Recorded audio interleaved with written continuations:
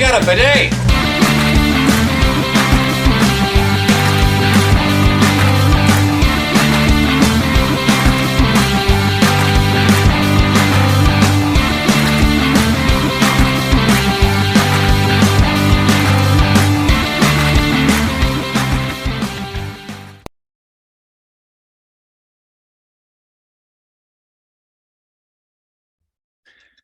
Hey everybody, and welcome back to another video. In today's video, we're talking about this week's episode of The Bad Batch. We got some exciting news. Tony is back with us here for another video. It's been a little bit, but this week we got a pretty interesting episode, in my opinion. Both kind of in a good and, I don't know, all right scenario. I'll talk about that in a minute. But this episode, we kind of get a little one-off mission with the group, so to speak. We start off with the group doing an exchange for Sid, and in the process of doing this exchange, Omega, I was blanking on the name for a second, Omega runs into a Wookiee that's being like hit with the stun batons. And what she finds out after defending the Wookiee is that the Wookiee is actually a Jedi. And the Wookiee's name is, I think they pronounced it Gungi. Does that sound accurate? Sure. We'll go with it. Yeah. So she finds Gungi and they do their little exchange, but obviously it's a little bit heated because there's a blaster fire going everywhere. But they do manage to eventually get Gungi out of there and with the Bad Batch. So now, not only do they have to, get Sid her stuff back, but they also feel the need to take Gungi back to his homeworld of Kashyyyk. And so they head towards Kashyyyk, and they land in an area that seems fairly unpopulated for where they landed. And I say that because we can tell from Fallen Order that the Empire puts a lot of troops in Kashyyyk, but this seemed to be an area where there wasn't very many. So really the only issue that they had was while they're trying to find Gungi's village is that they ran into some spiders that are native to Kashyyyk. I forget who said it. Oh, Gungi. He said it to the group, don't worry. If you, don't mess with them, everything will be fine. We'll be able to just walk right through, because the group just wanted to like torch the webs and fight back. But by calming down, they were able to just go right through. Which was interesting because it's starting, at least for me, it's starting to become a pattern for Star Wars where we see these little things and then they become a big part later on. That's just basic, like, screenplay writing. Yeah, but it's getting more and more predictable, in my opinion, for That's fair. this show in particular. Yeah.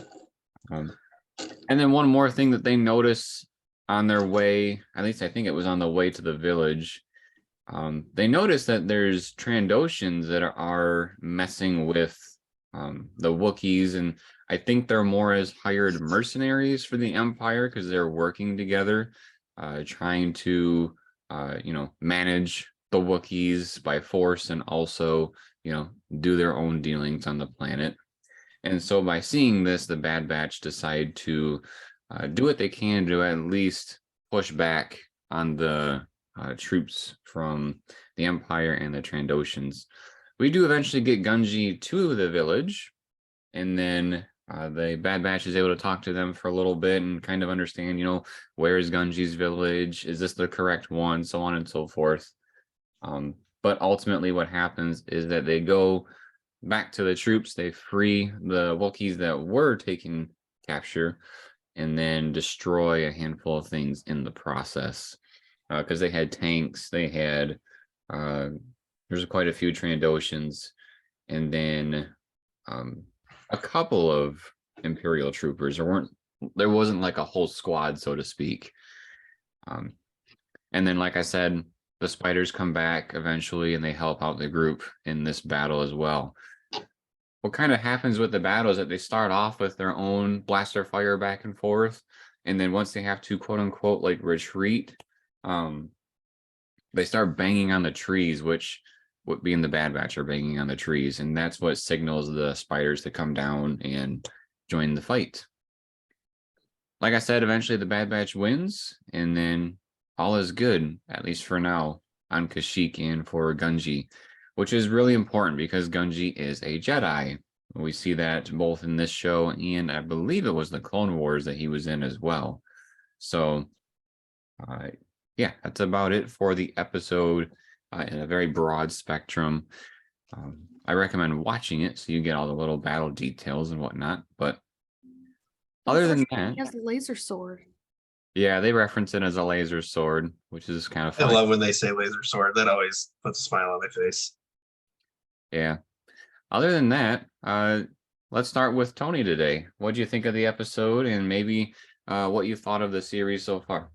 Yeah, so first of all, full disclosure, my absence, partially just the normal ebbs and flows of life, but also my wife and I had our first child. Yay. So add that on top of, yes, yay, little Padawan. So add that on top of the normal things of life, and you have a very busy schedule. With that, partially out of necessity and partially as sort of a bonding thing with him and I have been watching this season so far while holding him and tending to him and stuff like that. So it's sort of our thing. It is his first Star Wars. So that's fun. So perhaps not, and I'm not saying this is a bad thing, but perhaps not looking at the show as closely as maybe I would have otherwise. But I think I'm absorbing it enough. The one word I would describe this season so far is fun. I'm just having fun watching it, watching these little space adventures and all that stuff. It's not like, and it doesn't have to be, but it's not the deep introspective character drama like Andor was. But I think that's a good thing. I think Star Wars is vast enough that you can have your Andors and you can have, Bad Batch and stuff like that. So I really enjoyed watching this episode. I thought it was really fun. I thought it was, it was very classic Star Wars, the whole, indigenous nature versus, imperial forces, stuff like that. That's a pretty prevalent theme in Star Wars. So yeah, I really enjoyed it. I'm enjoying the season so far. Just like I said, it's fun. I'm having a good time watching it, and full transparency, it's fun watching it with my son and all that stuff. I do think this season, and obviously the season isn't over yet. There's still many more episodes, but I feel like season one comparatively had a lot more like thematic meat to chew on, with the highlighting the empire transitioning from clones to hired soldiers, stuff like that. This one just seems to be more of a anthology sort of space adventure of the week sort of thing, which is perfectly fine. I don't have an issue with that. As long as the episodes are good. I think the reason that us three kind of got sort of annoyed with the first season with all the filler episodes is just they were like meh, like they were fine. You know what I mean? But as long as the episodes are like good and entertaining and all that stuff, then I'm totally fine with more of an anthology thing. I would like them though to I hope they don't forget about Crosshair, right? That's his name. Because I thought that episode was very strong in exploring his psyche a little bit. But there's still plenty of time for all that stuff. So yeah, I really enjoyed it. It was a lot of fun. I did think it was interesting though that so when the Bad Batch shoots humans, their guns are on stun, which is understandable, kid show. And then when they shot the droids in this episode, it was lasers. Again, makes sense. They're not humans. But then when they shot the Trandoshans, it was still lasers. Well, don't forget the reason why they're using stun for the Empire is they don't want to kill their brothers.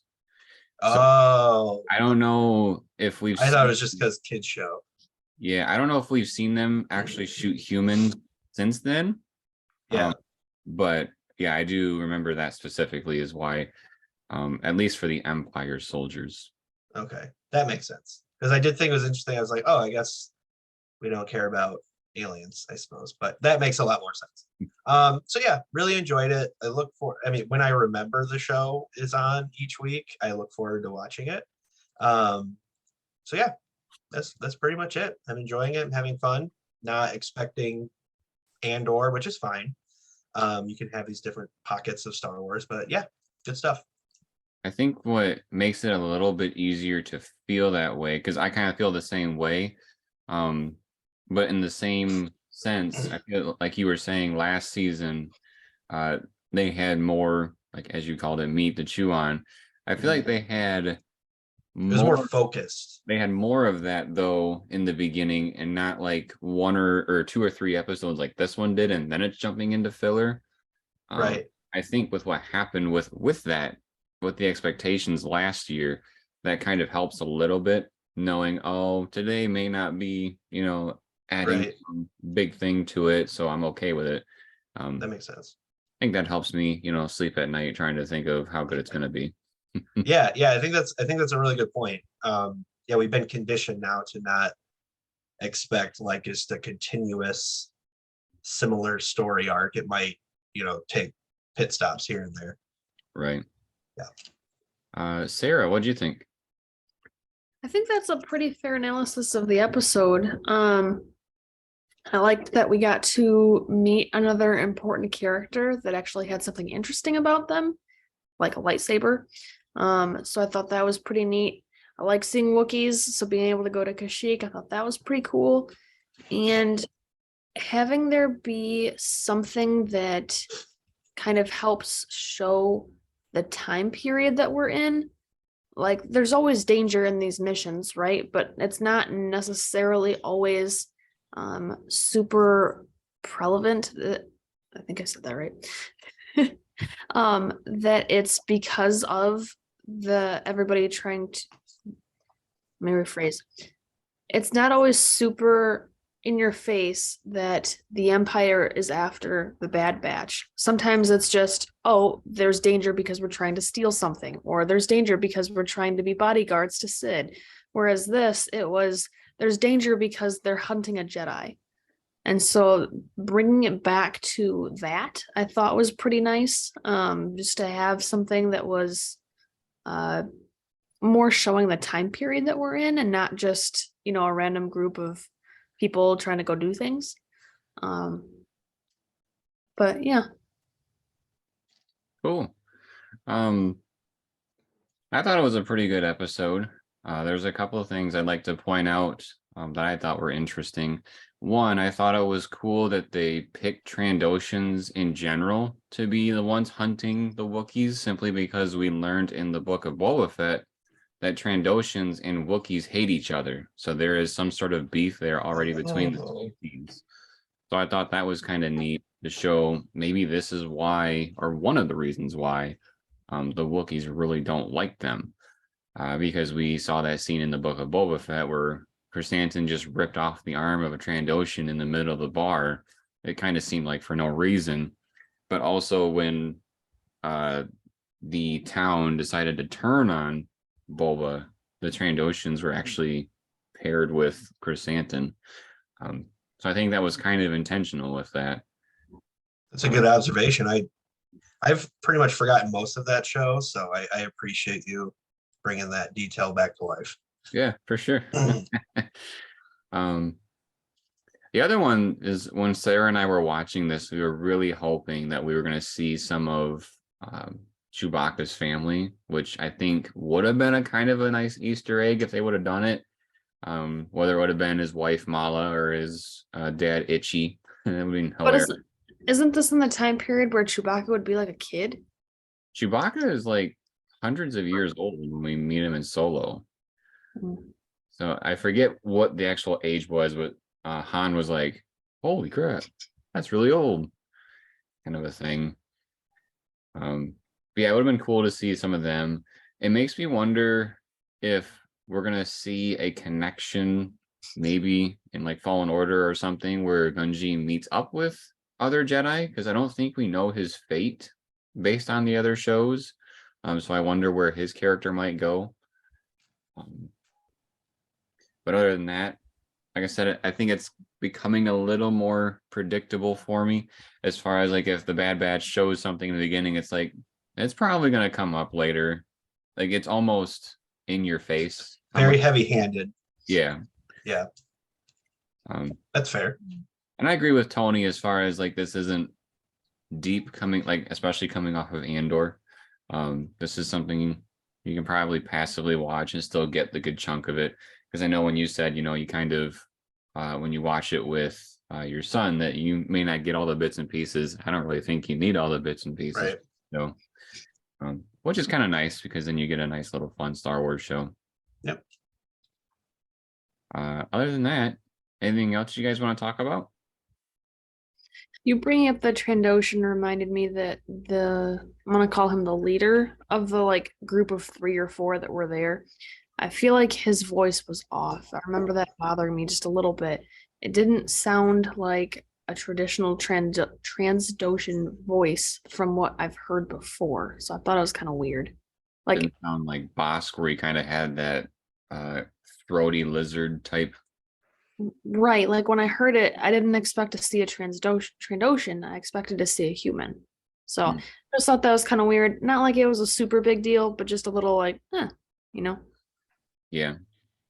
I will say too, one of the things that Tony mentioned about the killing and stuff in this show, I felt like they did a lot more of visual killing on this show, this episode in particular, and not so much off screen like Star Wars is kind of used to.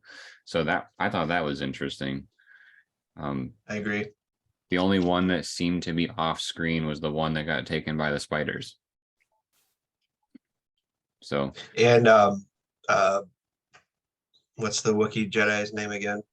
Gunji, I think. Benji. Yeah, if I recall correctly, he just used his lightsaber as like a defense tool, not really offensive. He didn't really like slash anybody open or anything like that. Yeah, he did a lot of blocking and then let everybody Yeah. else handle the shooting, Yeah. which was, again, an interesting thing to see. I mean, I know Jedi are supposed to be geared to defend, but at this point, when it's like the Empire against you, you would think, Oh yeah. maybe he started doing a little bit more, but Mm-hmm. who knows?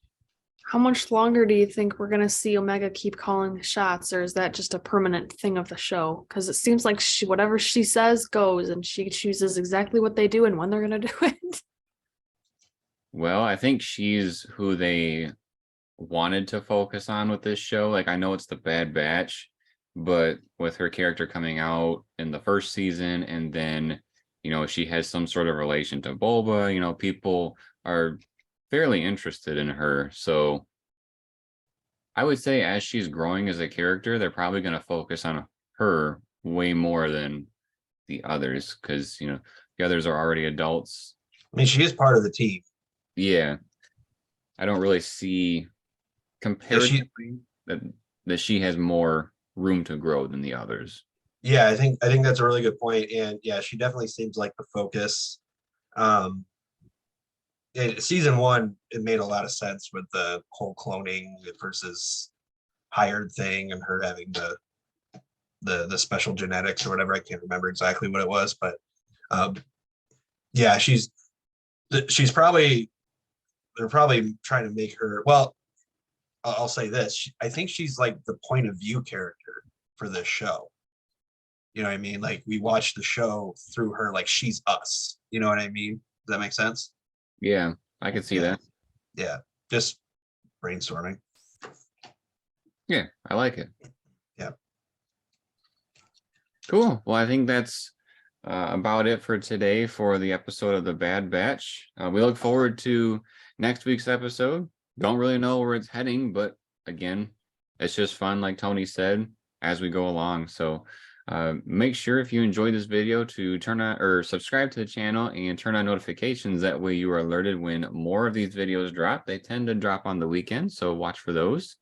Also, Mando is going to be coming out very, very soon, so we'll be having Ooh, more discussions coming out regularly on the channel.